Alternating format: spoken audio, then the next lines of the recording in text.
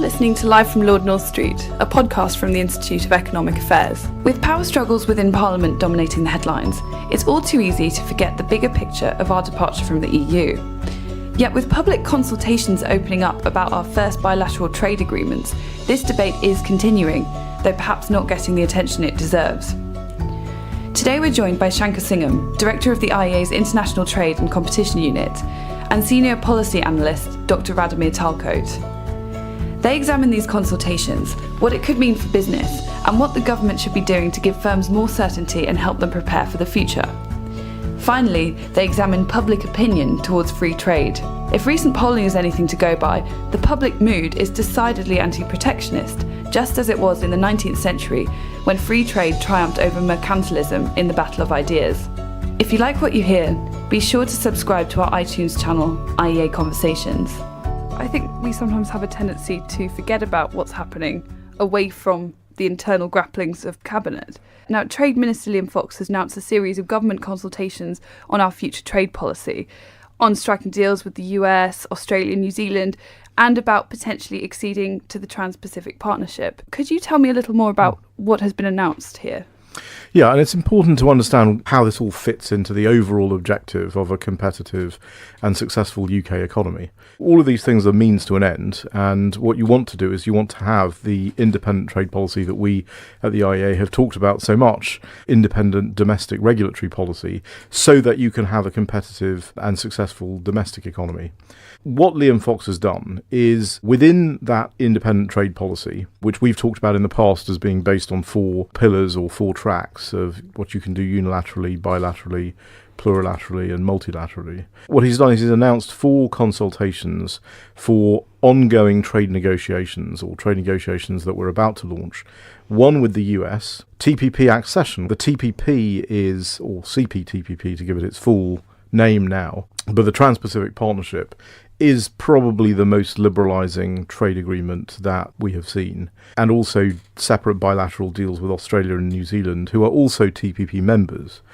But it's important when you look at something like the TPP, because a trade policy, if the UK were to have a trade policy that only consisted of a US deal, a comprehensive EU trade agreement, and accession to the TPP, that would be a very strong, balanced trade policy. That would be a good starting point, from which to work.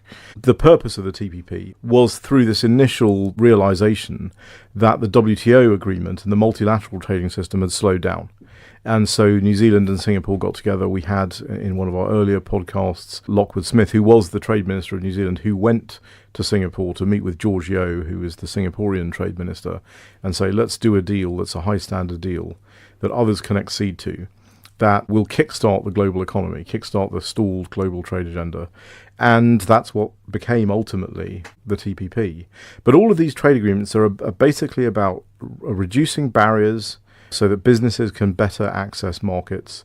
They're about increasing levels of competition through increased import competition, improving domestic regulatory systems so they deliver competition and wealth creation. So these are very commercial agreements. These are not sort of works of ideology. They are very comprehensive, very commercial, very pragmatic agreements. And so he's now announced consultations so he can get stakeholders to weigh in on what they would like to see out of those negotiations. And the stakeholders you mentioned, would that be wholly drawn from the world of business? Or is it aimed in a more general direction? Not at all. It's very wide, and it's all stakeholders. So we are all stakeholders in this process, because not only are we consumers, and therefore we have a big stake in what happens with these trade agreements. When barriers are brought down and voluntary exchanges allowed to occur, then prices come down, choice goes up, capacity goes up. It's good for us as consumers. So there's very strong consumer element to this. There are businesses that are both producers and are also consumers of something. Certainly there'll be a very strong business input. There are all kinds of businesses. There are businesses present, incumbent businesses. There are small insurgent businesses. There are businesses of the future. You need to think about all of these interests. And then finally, any trade deal, it is commercial, it is pragmatic, it is supposed to be about improving the commercial terms between countries. But no trade agreement sits in a vacuum. They are also geopolitical. They're part of foreign policy as well. So there's a whole constellation of actors who care about foreign policy, who will have something to say about these agreements. And certainly the TPP, when it was established, one of the major reasons for the TPP was a geopolitical aim with respect to the Asia-Pacific region, which was the fastest growing region of the world, in order to ensure that it wasn't completely dominated by China. In government, they are forever consulting on things. There's always multiple consultations going on of various types. But I've never seen a consultation take place on an issue at such a macro level. It usually tends to be one particular area of largely domestic policy. Is this something new to Britain? And what precedents are there in this kind of consultation framework from outside of the UK? Yeah, well, it's new to Britain over the last 40 years because we haven't had an independent trade policy. But for other countries, it's very normal and very standard. What it is we would encourage businesses to think about what they want the world to look like. So if you're a business and you've got exports all over the world, you're part of a global supply chain perhaps, you want to think about, well, what would I like to see in an Australia deal? What would I like to see in a US deal to lower the barriers that I face? That's the sort of input that government is useful to government. Very high level input from business about, we want to see more liberalisation. That doesn't really help the government. What helps the government is understanding what are the barriers you actually face in that country. Let's list out those barriers, and then that's what we start with in terms of trying to reduce them. And also, I suppose, what are your key fears? What are the things that you're worried about ceding? Yeah, so there'll be businesses that will be concerned about increased competition, and no doubt they will make their views known. And what the government has to do is to balance out all of these different concerns. And it's very important to understand that your trade policy, your formulation of trade policy, is not simply the aggregation of what every business has told you they want. At some point, government has to basically determine what is in the interests of the UK as a whole, which is UK consumers, UK businesses of the future, entrepreneurial businesses and so forth. And that's a decision that only the government really can make, having taken on board all of the input from as many of those different groups as they can take into account. But there will be trade-offs. There will be people who will be upset. There will be people who think they have lost out. And that's why it has to be a comprehensive agreement, because the gains to the economy and the gains to certain elements of UK society have to be so great that they offset, obviously, the necessary losses. You mentioned some of the obstacles that people are currently facing in attempting to trade around the world. What are some of these key obstacles? One of the things that I think was very heartening in Liam Fox's speech, and we can see this in improved awareness of questions around trade in general, is that early on he mentioned David Ricardo and the theory of comparative advantage. I think it's worth quoting something that he said. He said, when countries trade with each other, both sides benefit. Even if one side is better at everything, it's counterintuitive, but it's true nonetheless. Ricardo talked of wine from Portugal and wool from England. Now Americans can buy iPhones built in China but designed in America. And today we stand on the verge of an unprecedented ability to liberate global trade to the benefit of all our citizens, with technological advantages and burgeoning innovation dissolving away the barriers. This is entirely true, and this is, if you like, the theoretical foundation of how comparative advantages flourish when you take down tariff barriers and non-tariff barriers within economies. But there is a fundamental problem here, and that's clear in the white paper, is that it's very hard to follow your innovative comparative advantage if you don't have control over your regulation.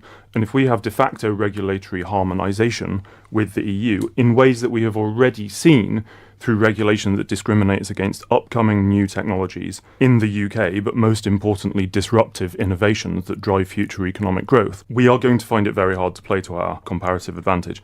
And that is what is not normal for a government trade consultation, that the consultation is going on in that environment in which we will not have control over regulation. That's, I think, something to bear in mind, because at this point, those limits in the white paper still stand.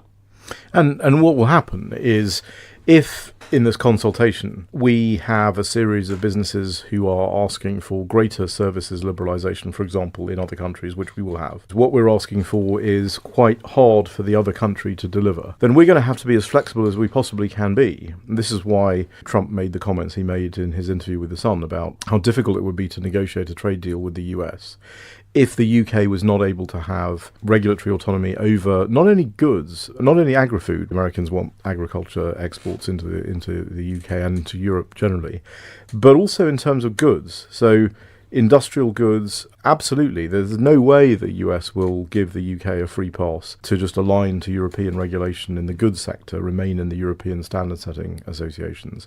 So Rado's right to say that this is a bit of an unusual consultation, because one of the mistakes I think that we have made is we have bifurcated the EU process from the rest of the world process. Liam is in charge of the sort of rest of the world process, but he can't do his job properly if the EU process is constraining that regulatory autonomy and that control over your tariff schedules. He'll find that other countries say, well, fine, Dr. Fox, we'll give you all the things you want. We'll do that provided you're able to make ground in these other areas. And if he's unable to do it, pretty quickly, that'll be the end of our trade policy. Yeah, I was going to reiterate what Rado said earlier, that it's just wonderful to hear politicians speaking the language of David Ricardo. Comparative advantage is a timeless theory. But of course, if services is where our comparative advantage lies, then it makes freedom to liberalise on goods all the more important, because we're not making trade deals with people whose economies are exactly like ours. Yeah, even if you are really bad at doing everything, you can still gain from trade, because you will have yourself a comparative advantage in one particular thing. You may do one thing less badly than you do other things, and you can still therefore gain. And it may be good for your trading partner to free up time for them to devote to things they do even better. Right, and they'll specialise. The other point about this is that we're in a world of competing global supply chains. So one of the really important reasons why you want pro-competitive regulation, you want reduction of barriers, is that you want supply chains to be more efficient and more competitive. Because when supply chains are more competitive and efficient, then wealth is created. When wealth is created, the poor are lifted out of poverty. On the other hand, if you do the opposite, if you distort those supply chains through regulatory barriers, you're basically contracting the economy, you're destroying wealth out of the economy, and you're affecting the poor far more, disproportionately than the rich. For the rich, a distortion is an inconvenience. For the poor, it is a catastrophe. It is great that Liam Fox talks about Ricardo and Adam Smith and gets us back to the basics of why international trade is so important. And it's really important that government ministers continue to repeat those messages, because we're at a time where clearly, even though some of us have thought those battles have been won, they clearly haven't. No, the mercantilists are alive and well. Absolutely, and we just see right now in many countries mercantilism massively on the rise. That's the sort of natural inclination. Free trade is a sort of counterintuitive concept. And not understanding that key quality about free trade leads to this, I think, zero-sum view of exchange, that there has to be one side benefiting at the expense of another. Right, and that's the other battle that needs to be won, is that when you do a trade deal with somebody, if you do a trade deal that is truly wealth-creating and truly an open trade, free trade agreement, if you do that sort of trade deal, everyone benefits. Exploding this myth that human interactions are zero-sum in nature, that if I gain something, you must have lost. That is an incredibly important thing to do, and obviously we see over the other side of the Atlantic a US policy that seems to be based on a zero-sum way of thinking, focusing on the deficit as opposed to focusing on actual wealth creation and efficiency. So these points are very important. Now, what I think the Secretary of State has to do now is convert that rhetoric into actual results, and that's what's going to be incredibly difficult. And his job in doing that is going to be made much more difficult the more constraints that he faces imposed by whatever our relationship with the EU is.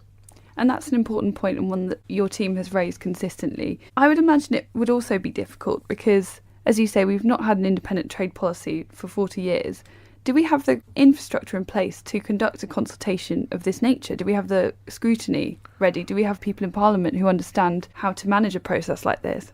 We tend to say that we don't have the capacity to do this, and therefore we should start small and do little agreements until we're ready. But the problem is that you only learn by doing.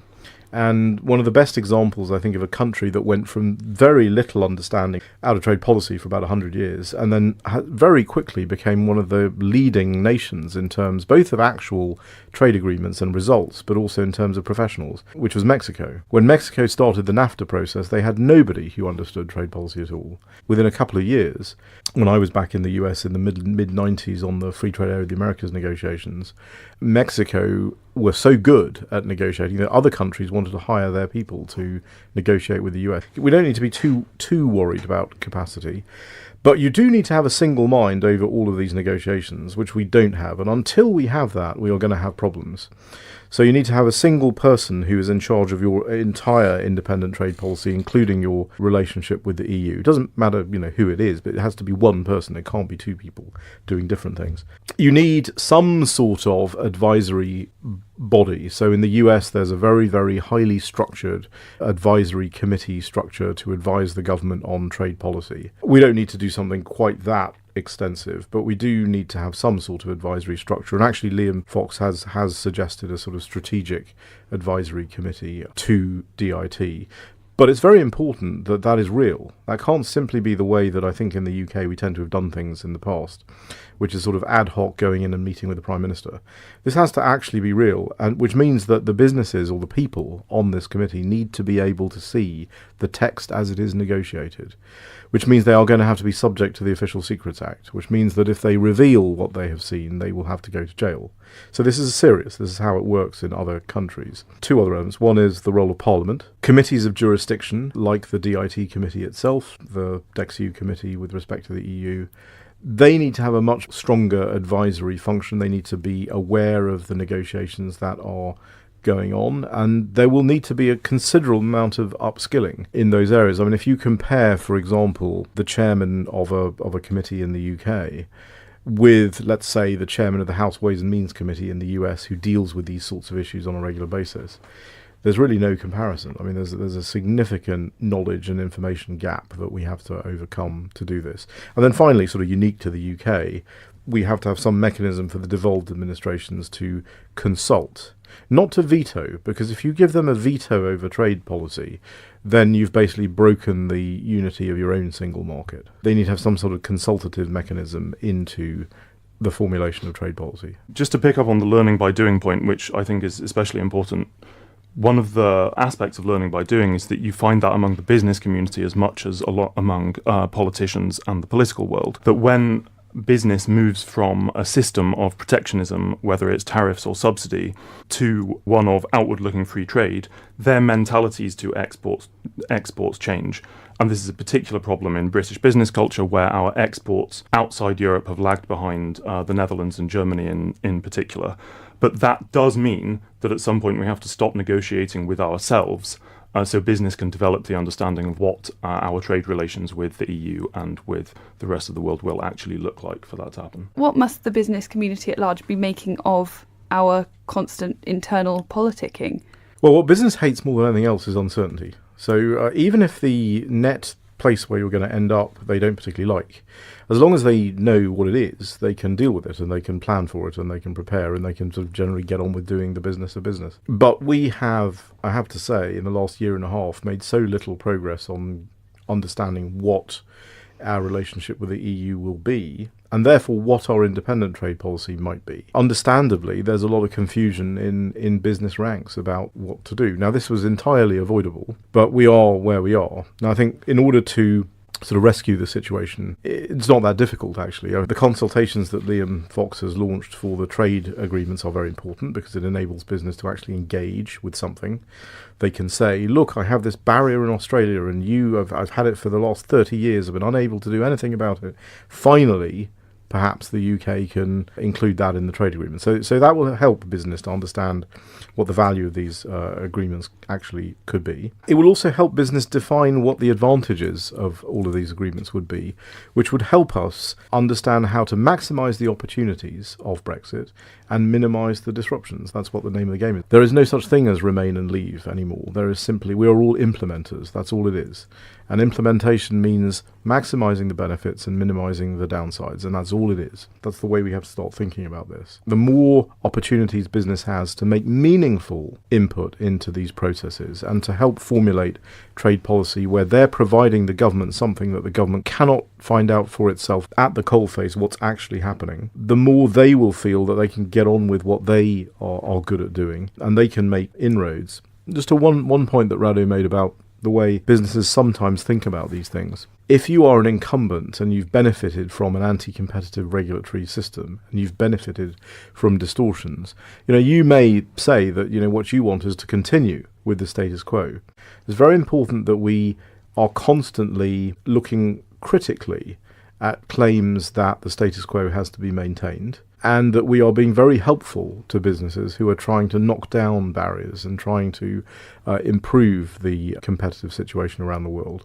Because ultimately that's how wealth will be created and, again, how people will be lifted out of poverty. It's another thing that would make all of this less complex, perhaps, is the fact that what you're talking about, whether that's a free trade area or possibly even some kind of Anglosphere free movement area, would be extremely popular with the British public. It would not be a hard sell. It's not likely to be controversial as some other trade deals might be. Maddie, you allude to public opinion. That's absolutely right. I think once people are explained the outlines of these questions, the polling opinion becomes quite clear.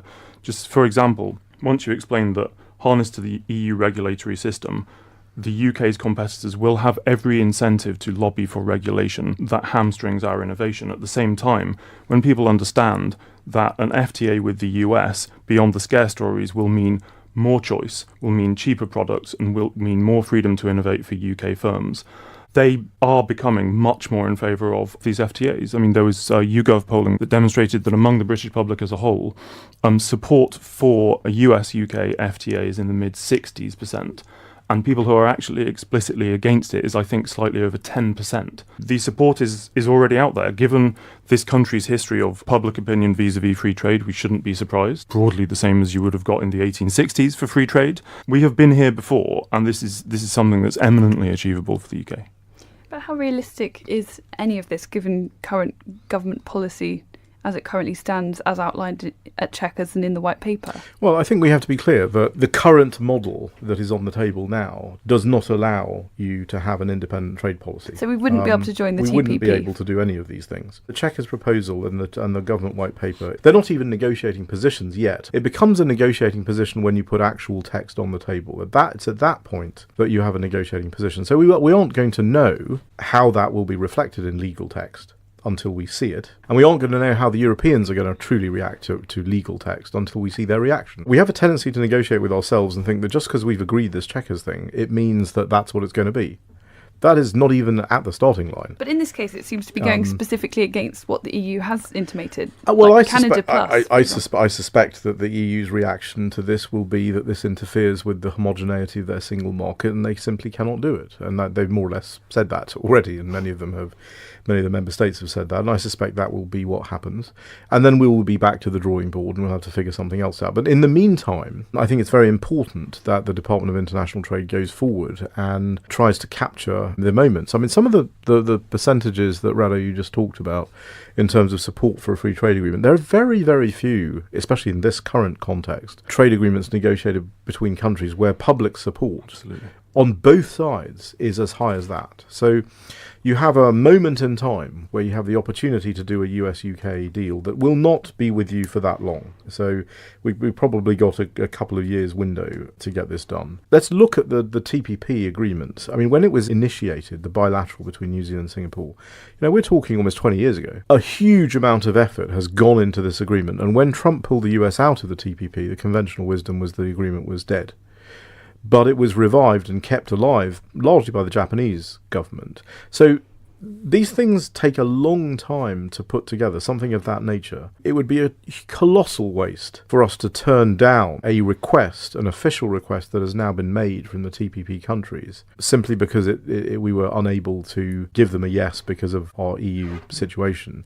So as with all trade negotiations, and the EU negotiation is just another trade negotiation, it obviously covers a lot of other things, but it is a trade negotiation, you don't know where you're going to end up. So what you have to do is you have to do as much as you can on each of the different limbs, and some will go faster than others, some will go slower. We're not in control of the European reaction to proposals that we might make.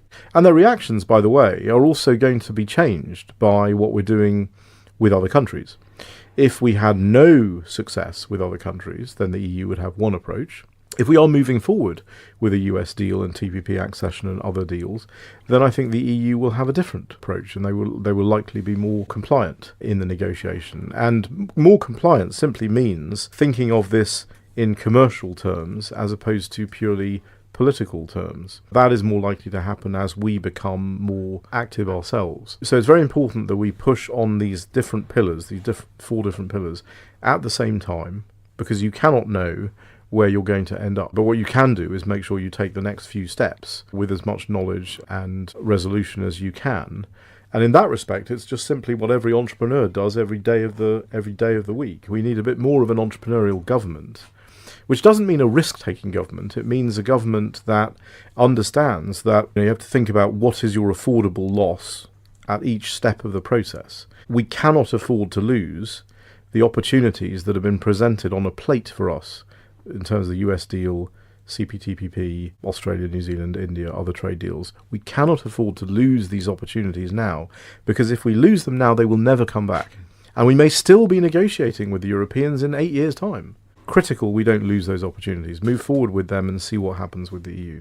I think it's worth just considering the scale of that opportunity and what we risk wasting here. Many people agonise about the risk of growing protectionism in the world on the one hand, and also the apparent decline in liberal values. And exactly as Shanker has said, we have here a population that gets it, the British public. Say, in poll after poll now over the last few months, anti-protectionist, and want to implement this liberal value in the world. It would be an astonishing waste for a government not to harness that. But this also allows Britain to be a new driving force to unlock wealth. We have what's described as a new normal of low growth in the developed world, and that's partly because the trade agenda vis-à-vis reducing behind the border barriers has become stalled. And what Britain can do is drive this agenda in the WTO, and after all, the WTO was basically designed for this purpose. That's what's at risk here. If we stick with the provisions of the white paper, if we do that, even attempting to negotiate FTAs is likely to be a humiliating experience for the UK, given that our regulations, a third party seeking to negotiate and change our regulations would have to go over our heads and negotiate those with the EU, and that we would have no leverage because of the FCA, the facilitated customs arrangement, to reduce tariff barriers in the other party. So that's what's at stake here. We would essentially become irrelevant in terms of global trade policy, even less relevant than we are now, because we would not have a ability to influence that changing regulation that the EU would be bringing over the next years and decades. If you look at the direction of travel of European regulation, without the UK break, it would be in a significantly anti-competitive and prescriptive direction. We can't stress enough the opportunities that lie before us and the need to take full advantage of them. If we don't do this, that support for free trade, that entrepreneurial spirit that has animated the British people up to this point, ultimately will be enervated. Ultimately, there is nothing more draining than waking up in the morning and thinking that no matter how hard you work, the end result is going to be the same. That will start to erode the support for free trade. I mean, one of the interesting things is because of the Trump tariffs and because of Trump's trade policy, it's actually forcing people to really think about the value of free trade and what the world could come to without the international trading system. We are seeing a lot of unlikely champions of free trade coming out of the woodwork thanks to Trump. Yes.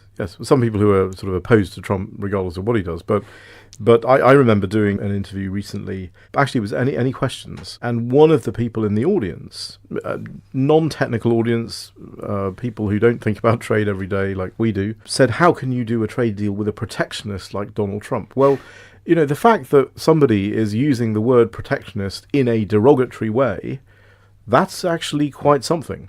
That's quite something. So one of the unintended consequences of Trump's trade policy is to galvanise support for free trade around the world, I think. This question about public awareness, free trade, is such an interesting one. There have been times in our history where freeing trade, removing tariffs, was the question back then, has been one of the most important issues for public opinion. This is what led to the repeal of the Corn Laws, but that changed, and it changed in the EU because this is why free trade is a fundamentally democratic question.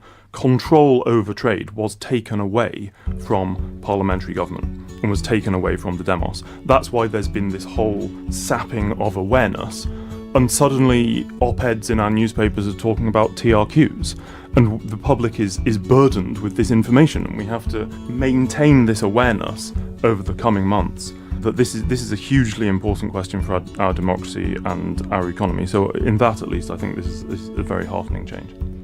For more podcasts, blogs, films and reports, go to our website iea.org.uk.